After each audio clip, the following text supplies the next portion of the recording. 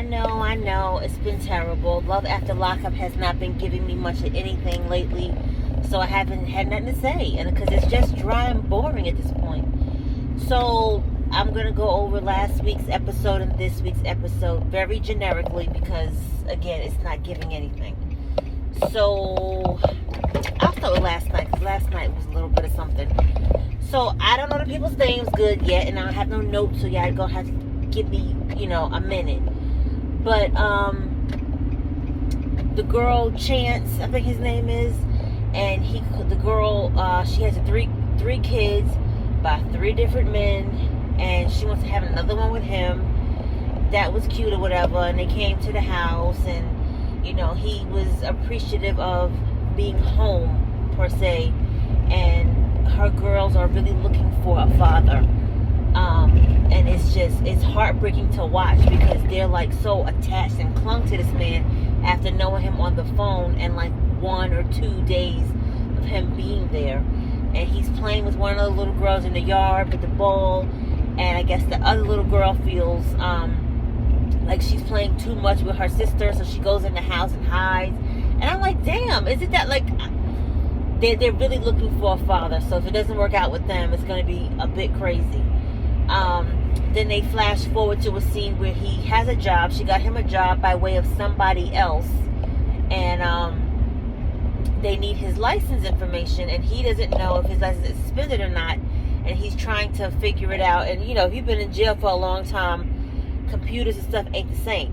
So he's getting pissed off and irritated. She's pissed off and irritated, and he doesn't have any patience. And she's like, oh my gosh, I'm so scared that he's gonna just act, what does she call it? He's gonna act imprisoned. And I'm like, because he was in prison. Like, that's their mentality.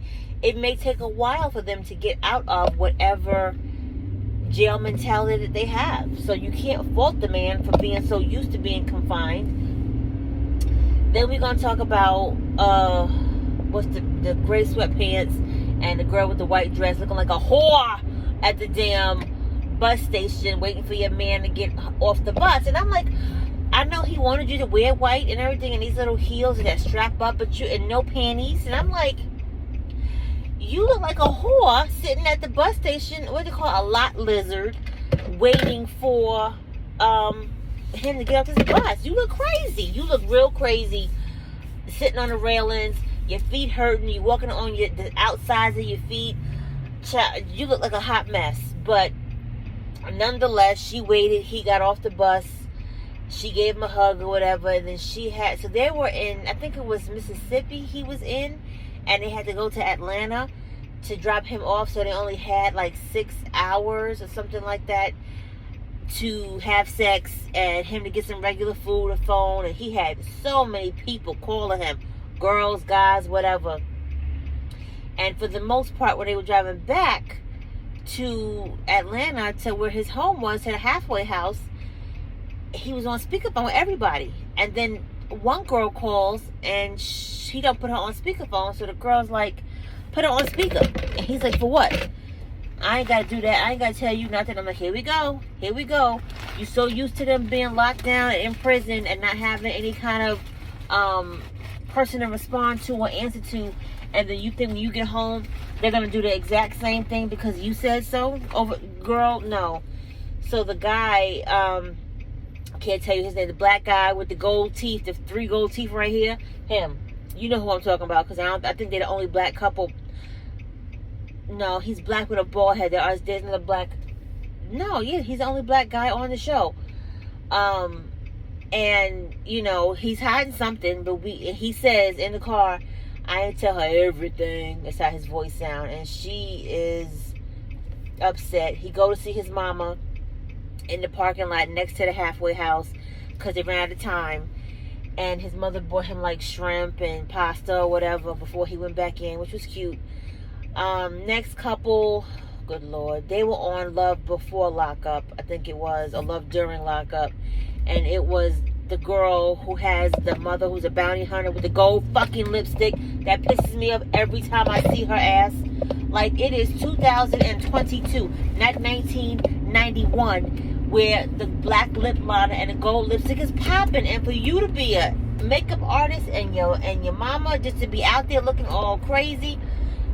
Anyway, so my question with them is, and it's the girl who's dating a guy. I can't think his name. He was in jail since he was 17. He is now 24, so he don't know nothing.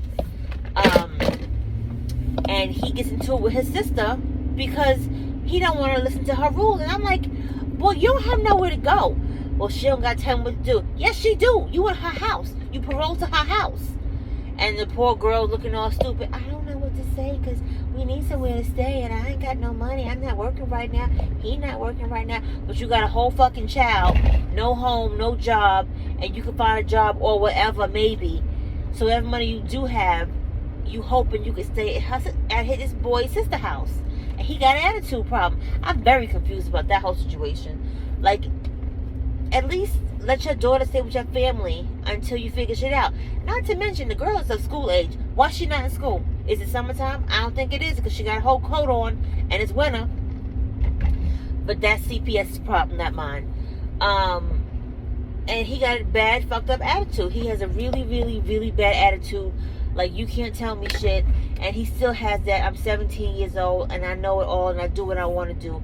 And his sister, mama ain't with it. They was up till 3 o'clock in the morning waiting for him to come home, and he gonna have the nerve to tell her, ain't nobody tell you to wait up that long?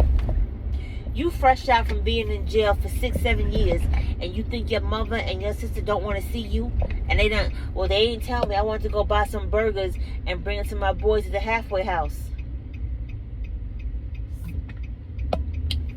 You got out of jail, paroled to your sister's house, and it's already midnight, because you got out at midnight. And you thought it was best for you to go to get burgers and bring it to your boys and not even call your fucking sister and your mother and say, I'm not coming home right now. I'll be there when I be there. Something. Entitlement. And it's these whole millennials who ain't worth a fucking nickel in the world. Most of them. Not all of them. Most of them. And the girl just is looking stupid. Just looking stupid. And your daughters, it's just, stop bringing these kids around these men that you don't know like that, and stop bringing these men around your kids, little girls and these men, especially because he's 17. He ain't ready to be nobody's father. He barely was raised himself. And you upset because your spiritual psychic reader told you that he cheated and you gonna forgive him because y'all in a spiritual marriage. Girl, you sound dumb as all hell. But then that kind of plays into why your mama got on gold lipstick and black lip liner. Maybe that's the child. It's just ridiculous. Then the other guy, who's like a bike rider, he's out. His girlfriend is out, picked her up, and she is completely a meth head or heroin addict, something, because her teeth are all messed up and it looks reminiscent of drugs. And he picked her up from the halfway house. She pulls the phone out of her coochie as it's ringing and then answers the phone. Like, don't even wipe it off. And she just, oh, hello. Well, you can't have a cell phone in the halfway house because it's considered contraband. You pulled it out your hot box like it was just sitting right there. Yeah, it was a lot going on with that one. And he tries to kiss her. She kisses him. Then he tries to tongue her down. Oh, I don't like that. Then she proceeds to tell him how she has a girlfriend who's going to be in her life, even though she has 24 years left. Yeah, that's what I said. And then her whole family knows about this girl, and he's like, I just found out about her, and your family knows about her. Then the last couple is motorcycle guy.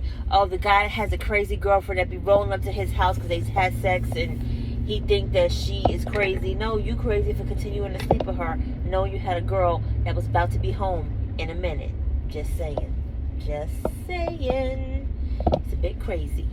Love at the lockup. That's all I got. Ain't got no more. Like, comment, subscribe. I'm gonna do better. I promise I'm gonna do better with my life. Talk to you later. Bye.